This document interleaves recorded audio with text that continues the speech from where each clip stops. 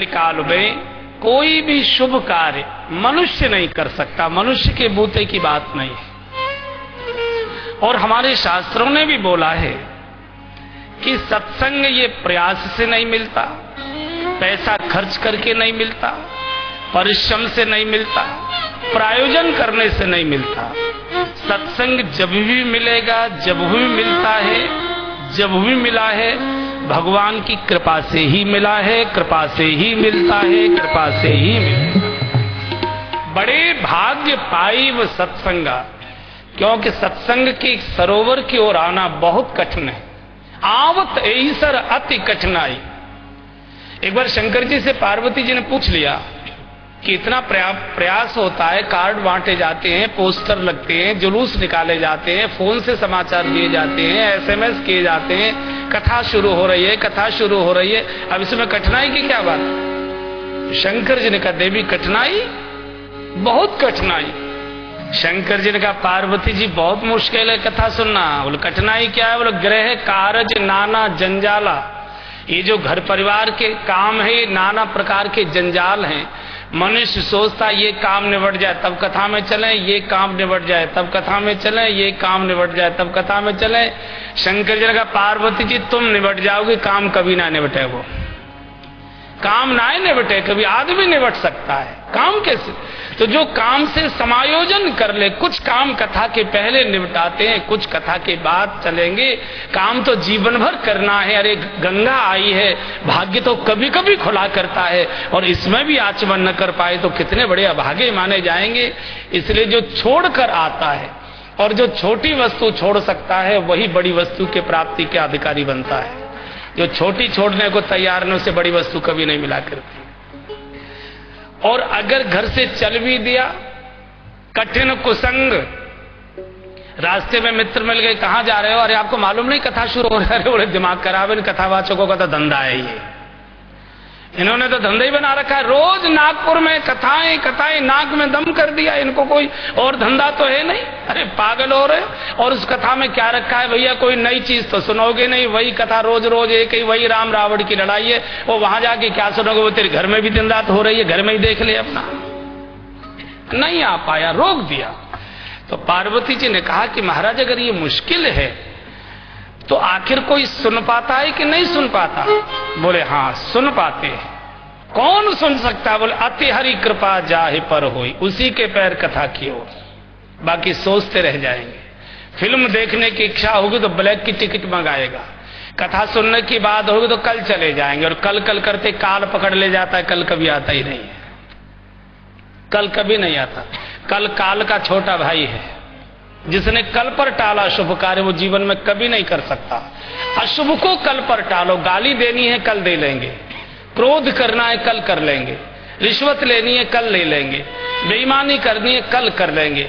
जो कुछ अशुभ करना है उसको कल पर टालिए, शुभ करना है तत्काल करिए, नहीं तो कभी जीवन में नहीं कर पाओगे। अति हरि कृपा जाहि पर होई। पार्वती जी का ये तो बड़ा मुश्किल है। भगवान की कृपा भी क्या चेहरा देख देख कर बांटी जाती है? बोले नहीं देवी, कृपा तो एक रस बरसती है, लेकिन जिनकी बाल्टियां सीधी रहती हैं वो भर जाती हैं कृपा से, जिनकी बाल्टियां उल्टी रहती है वो खाली की खाली रह जाती है। कृपा की वर्षा तो हुई, लेकिन अहंकार ने औंधा कर दिया। क्या कथा सुनना, वहां बेकार है, चलता ही रहता है। वर्षा तो हुई, जिसके बर्तन सीधे थे खाली थे वो भर गए, जिसकी बाल्टियां उल्टी थी वो खाली। अब आप इंद्र को गाली दें, इंद्र तो कहता मैं तो पूरा बरसाता, मैं क्या करूं, तुम्हारे बर्तन उल्टे रखे हुए। कहीं ना कहीं दोष हमारा रह गया। बाप तो बैठा है देने को, लेकिन बेटा तो बन, पुत्र नहीं बन पाए। पुत्रता में हमारी कमी रही। बाप तो बैठा हुआ है, माता पिता तुम मेरे, लेकिन तू बेटा तो बन, मिलेगा कैसे? अहंकारी को कृपा नहीं मिला करती। मैं निवेदन कर रहा था बंधु और बहनों, ये जो भगवत चर्चा, भगवत कथा, साधु संग, सत्संग, प्रवचन, ये प्रयास से नहीं मिलते। इसका आयोजन मनुष्य नहीं कर पाता, इसका आयोजन स्वयं भगवान करते हैं। क्योंकि वो बिना हाथ पैर वाले हैं, तो वो किसी हाथ पैर वाले के भीतर बैठ जाते हैं। बोले पुरोहित जी जरा कथा का आयोजन करो, मैं यहाँ बैठकर कथा सुनना चाहता हूँ, इंतजाम आप कर डालिए। करता वो है, करता वो है। कितने लोग हैं जो सोचते रह जाते हैं। कितने लोग हैं जो सोचते रह गए दान करेंगे नहीं कर पाते, सत्य बोलेंगे नहीं बोल पाते, तीर्थ दर्शन करने जाएंगे नहीं जा पाते। क्यों?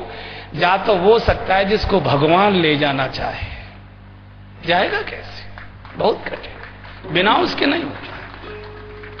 देखिए, आपके घर में अगर कोई दावत का समारोह, कोई आयोजन है, तो आपके उस आयोजन में वही आएगा जिसको आप बुलाएंगे, जिसको आप चाहेंगे वही आएगा। पड़ोसी भी नहीं आ सकता। अगर आपकी इच्छा नहीं है तो आपकी दावत खाने आयोजन में पड़ोसी भी नहीं आ सकता। ये आयोजन भगवान के ही द्वारा आयोजित होते हैं, और भगवान के आयोजन में वही आ सकता है जिसको भगवान बुला कर लाए, दूसरा कोई आ ही नहीं सकता है। प्रश्न ही पैदा नहीं होता है, संभव नहीं है कि लाखों की आबादी है, नहीं आ पाएंगे लोग, क्योंकि भगवान बुलाए तब तो आए। देखिए, जब तक मैं अपने टेलीफोन की मशीन पर आपके नंबर नहीं दबाऊंगा, तब तक मेरे यहाँ की घंटी आपके यहाँ बज नहीं सकती। आजकल टेलीफोन मुझे तो करना आता नहीं, लेकिन मैंने सुना है नाम आ जाता है उस पर। मोबाइल की जब घंटी आती है तो नाम आ जाता है कि किसका फोन आया है। तो जब तक मैं अपने मोबाइल की मशीन पर आपके नंबर नहीं दबाऊंगा, तब तक आपकी घंटी मेरे यहां से नहीं बजेगी। ऐसे ही अगर भगवान की किसी कार्य में जाने की इच्छा हो रही है, इसका अर्थ यह है कि भगवान ने अपनी टेलीफोन की मशीन पर आपके नंबर दबा दिए, नहीं तो आपका मन इधर आने का करता ही नहीं, सवाल ही नहीं है। वो चाहता है कि सुबह आए। ये आयोजन भगवान के द्वारा हुआ करता है। नारद जी ने एक बार भगवान से पूछ लिया, भगवान देश का जरा राजनीतिक माहौल थोड़ा उलट पुलट हो रहा है, अगर कोई अचानक आपसे बात करनी हो तो जरा अपना सेल नंबर तो बताइए, किस नंबर पर बात करें। भगवान का सब सेल कट चुके हैं भैया मेरे, किसी नंबर पर बात नहीं हो। अरे बताओ तो सही, मिलोगे कहाँ? किसी योगी के घर, किस बैकुंठ में, किसी तीर्थ में? बोले कहीं नहीं। ना हम बसामि बैकुंठे योगिनाम हृदये न च, न मैं किसी योगी के हृदय में निवास करता हूं, न बैकुंठ में आवास करता हूं। बोले मिलोगे कहाँ? बोले कान लाओ मेरे पास, किसी को बताना नहीं। तुमको एकदम गंभीर बात बता रहा हूं, कहाँ मिलूंगा, किसी को बोलना नहीं। मद भक्ता यत्र गायन्ति तत्र तिष्ठामि नारद, ये मैं नहीं बोल रहा हूं, ये भगवान की वाणी बोल रही है। ना हम बसामि वैकुंठे योगिनाम हृदयेन च, मद भक्ता यत्र गायन्ति तत्र तिष्ठामि नारद। मेरे भक्त जहां मेरा गुणगान कर रहे हों, वहां बैठा हुआ सुनता मिल जाऊंगा। भगवान स्वयं इस कथा में, हनुमान जी तो रहते ही, आपको मालूम है, रामचरित सुनवे के रसिया।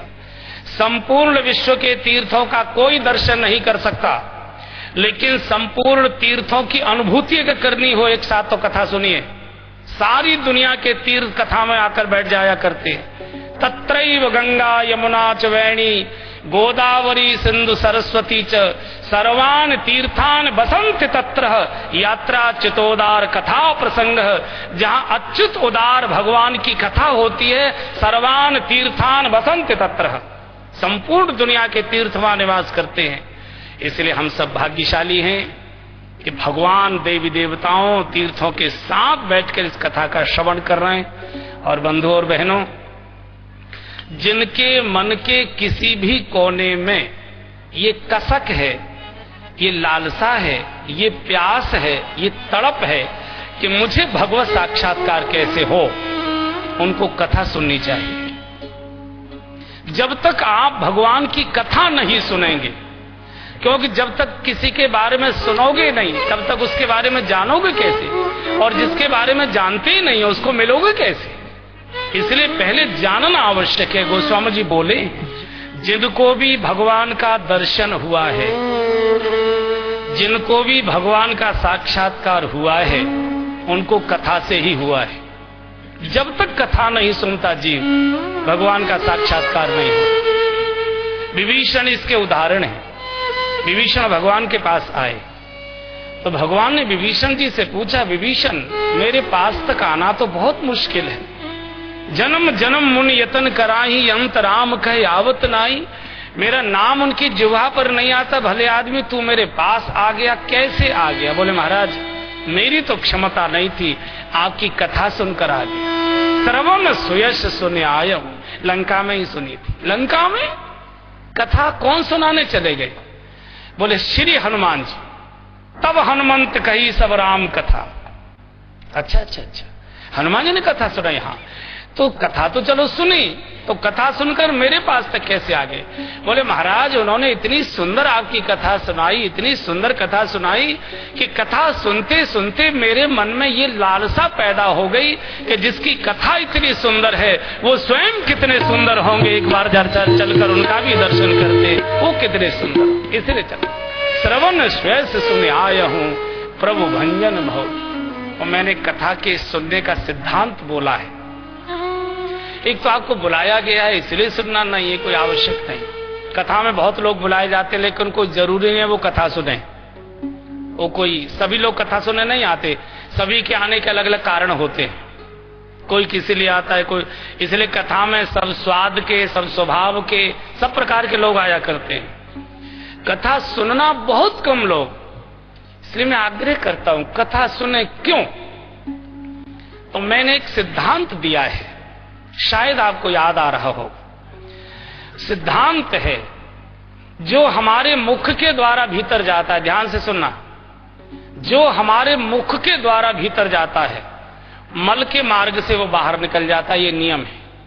जो भी हम मुख से अंदर ले जाते हैं मल के रास्ते से बाहर निकल जाता है, और जो हमारे कान के रास्ते से भीतर जाता है वो मुख के मार्ग से बाहर निकलता है। ये भी नियम है। कान में दवाई डालिए, मुंह में दवाई आ जाती है। फिर बोल रहा हूं, जो मुख के द्वारा अंदर जाता है मल के रास्ते से बाहर निकलता है, और जो कान के रास्ते से भीतर जाता है वो मुख के मार्ग से बाहर निकलता है।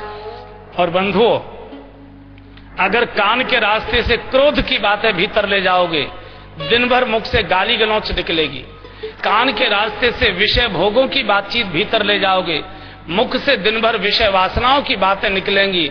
और कान के रास्ते से भगवान की कथा भीतर ले जाओगे, मुख से दिन भर भगवान की चर्चा निकलेगी, भगवान की कथा निकलेगी, भगवान का भजन निकलेगा। अब निर्णय आप करिए कि इन कानों के रास्ते से कथा ले जानी है या कचरा ले जाना है। अनुभव ऐसा कहता है कथा बहुत कम जाती है, ज्यादातर कचरा ही जा रहा है। और इसलिए हमारा पूरा जीवन कचरा घर हो गया। जितना प्रकृति पुरानी होती जाती है उतनी वंदनीय और पूज्य और दर्शनीय होती जाती है। 500 साल पुराना बट है, 700 साल पुराना पीपल है, लोग दर्शन करने जाते हैं, पूजन करने जाते हैं। और संसारी जैसे जैसे बूढ़ा होता जाता है तैसे कुरूप और अनाकर्षक होता जाता है। साधु जितना बूढ़ा होता जाएगा उतना सुंदर और आकर्षक होता जाता है। प्रकृति जितनी बूढ़ी होती जाती है उतनी सुंदर और आकर्षक होती जाती है। और संसारी जितना बूढ़ा होता जाता है उतना कुरूप और अनाकर्षक होता जाता है। और एक अंतर आपने और देखा होगा, बूढ़े साधु के पास से कोई उठना पसंद नहीं करता और बूढ़े संसारी के पास कोई बैठना पसंद नहीं करता, मन ही नहीं करता। क्यों? कचरे के पास कौन बैठेगा? कचरे के पास कौन बैठेगा? दुर्गंध आती है। नाती भी नहीं सुनता, पोता भी नहीं सुनता, बाबा चे करते रहते हो, और को बुला लो, मुझे काम करना। कौन वो नाक खकार थूक में कौन जाएगा? इसलिए जीवन को कचरा घर मत बनाइए, सुंदर भगवान की मधुर मंगलमयी कथा से इसको भरिए, नहीं तो जीवन में बहुत पीड़ा आती है। आपने कभी अनुमान किया है हमारे जीवन में पीड़ा क्यों है, अशांति क्यों है? क्योंकि जीवन के आधार से राम और रामायण निकल गए। स्वामी विवेकानंद जी के जीवन की घटना है। जिस समय स्वामी जी अमेरिका प्रवास पर थे, आपको मालूम है उनके भाषण का कितना प्रभाव हुआ कि सारे अमेरिका के पूरे देश में उनके फिर प्रवचन आयोजित किए गए। तो पादरियों को ये घबराहट हो गई, ये बाबा तो सब हमारे धर्म की जड़ें उखाड़ जाएगा, सारी अमेरिका इसके पीछे पागल हो रही है। तो पादरियों ने सोचा कि वैसे तो इनको उखाड़ नहीं सकते, तो इनके सिद्धांत का विरोध किया जाए। अद्वैत पर उनके प्रवचन होते थे, और अद्वैत में क्रोध करना निषेध है, क्योंकि जब सारी सृष्टि ब्रह्ममय है तो क्रोध किस पर करेगा व्यक्ति।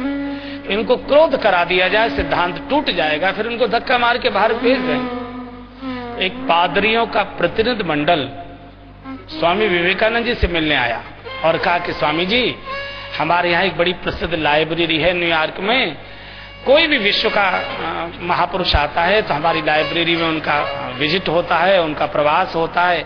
हम चाहते हैं आपके भी श्री चरण हमारी लाइब्रेरी में पढ़ें तो हम भी धन्य धन्य हो जाएंगे, सबको अच्छा लगेगा। स्वामी ने कहा ठीक है, आ जाएंगे, कार्यक्रम तय हो गया।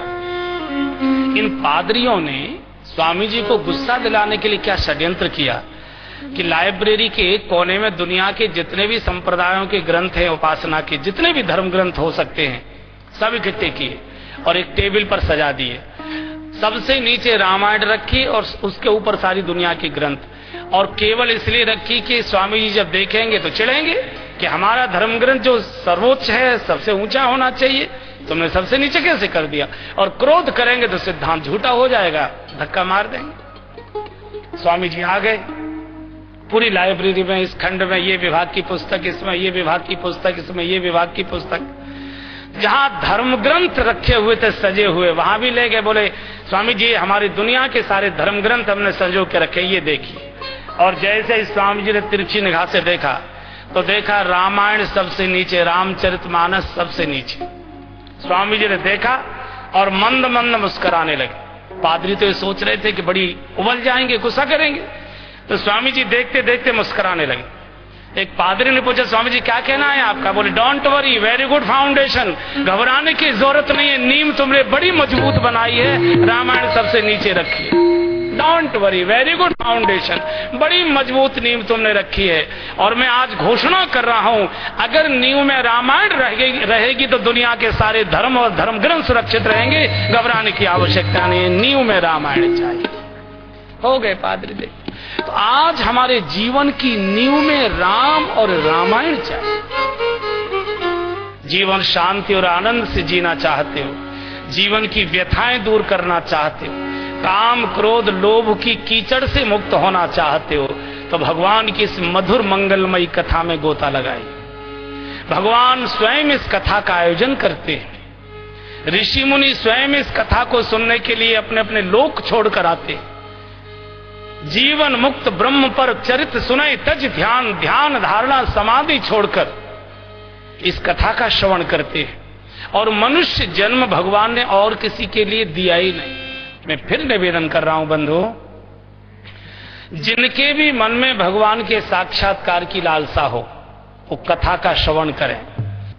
भगवान बहुत सरल है। इस दुनिया में पद और पैसा प्राप्त करना सबसे कठिन है और परमात्मा की प्राप्ति सबसे सरल है। लेकिन हम सरल को कल पर छोड़ते चले जाते हैं। कल भजन कर लेंगे, कल पाठ कर लेंगे, कल अच्छा कर लेंगे, और पैसे के लिए दुनिया के जितने पाप करने हो, पद के लिए जितने लोगों की जी हजूरी लगानी हो, दो दो कौड़ी के लोगों के यहाँ पर जो हाजिरी घंटों लगाता है, भगवान के मंदिर से आंख चुराता है, उसे कल पर टालता चला जाता है, और बेकार के लोगों की जी हजूरी में मनुष्य अपना जीवन बर्बाद कर देता है, और फिर हाथ में कुछ आता नहीं। वृद्धावस्था में केवल दो ही काम बचते हैं और कुछ बचता नहीं है। एक तो करा करा के घर के लोगों की नींद बिगाड़ देता है, और थूक थूक के सारे घर को गंदा कर देता। तीसरा काम और कुछ नहीं होता बुढ़ापे में। तो इसलिए ये जो मनुष्य जीवन है ये केवल केवल और केवल भगवत, दूसरा इसका कोई दूसरा हेतु ही नहीं है, कोई और यों नहीं देता। और इसलिए भगवान से मिलना बहुत सरल है। भगवान की सबसे बड़ी विशेषता है कि भगवान को जीव का अपराध याद ही नहीं आता। रहतिन प्रभु चित चूक किए की। संसारी मनुष्य में और ईश्वर में यही अंतर है। संसारी को किसी का उपकार याद नहीं रहता और ईश्वर को कभी किसी का अपकार याद नहीं रहता। यही अंतर है केवल। बहुत सरल है। एक बार हमारे ब्रज के संतों का प्रतिनिधि मंडल द्वारका मिलने गया भगवान से। उस समय भगवान द्वारका में निवास करते थे। प्रकट लीला की घटना है। भगवान महारानियों के साथ चौपड़ खेल रहे थे, तो द्वारपाल ने जाकर सूचना दी, सर कोई मथुरा वृंदावन के संतों का एक प्रतिनिधि मंडल आया है, आपसे मिलना चाहते हैं। मथुरा वृंदावन के? अरे भगवान दौड़कर आए, ये तो मेरी मायके के यहाँ से आए हैं। और आप जानते हो मायके का तो कुत्ता भी प्यारा होता है। ससुराल पक्ष का बड़े से बड़ा मेहमान भी आ जाए, उस दिन गैस भी खत्म और चीनी भी गायब। और मायके का कुत्ता भी रात के 2 बजे आ जाए तो भी सूजी का हलवा तैयार। तो मायका है। तो भगवान आ गए, स्वागत के आई आई आई, स्वागत है, बड़ी कृपा की। और इस जाति साधुओं ने तो झगड़ना शुरू कर दिया। भगवान ने कहा भले आदमी झगड़ते क्यों, ठंडा गरम कुछ तो पहले खाओ पियो। बोले नहीं, हम तो आपसे झगड़ा करने आए। देखो, भक्त और भगवान का झगड़ा ये बड़े प्यार का होता है। आप दोनों शब्दों में अंतर समझिए। झगड़ा और कलह, दोनों में जमीन आसमान का अंतर है। झगड़ा और लड़ाई, इनमें जमीन आसमान का अंतर है। झगड़ा प्यार में होता है, कलह द्वेष में हुआ करती है। झगड़े से प्रेम प्रकट होता है, कलह से क्लेश आता है, अशांति आती है। इसलिए झगड़ा बुरा नहीं है घर में, लेकिन लड़ाई अच्छी नहीं है।